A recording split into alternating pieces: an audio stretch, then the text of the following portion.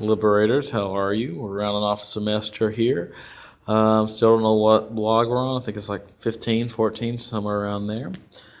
This video blog is about A Kingdom Divided, the documentary, and overall, about the Santistas and the Contras of Nicaragua. One thing in particular I'd like to talk about is the quote about God uses war, and I just want to talk about that a little bit.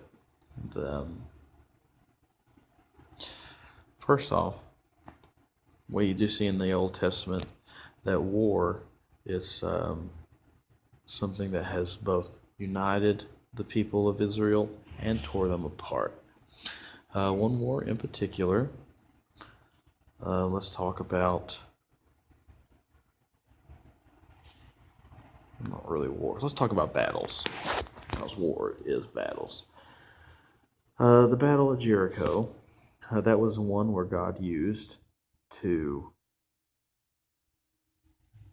defeat the powers that be at the time and take over the city.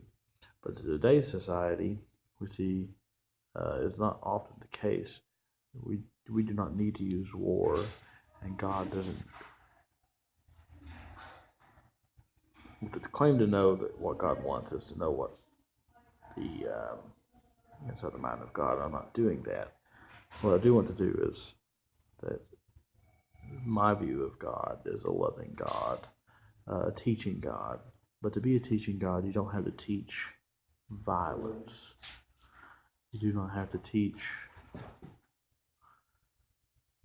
violence to get your point across. And that's what this guy is saying.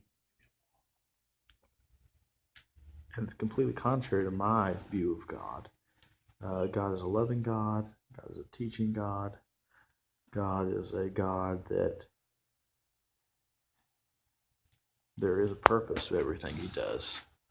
And to say that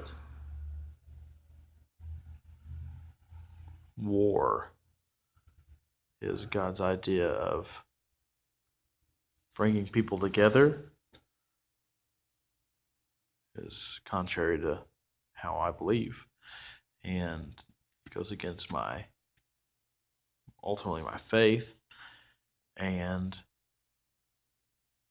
my morals. Even though I was in the military, I still don't agree with war. I don't agree it's right. I don't agree with it at all. Because love can overpower a lot of things, and one thing it can't overpower is war.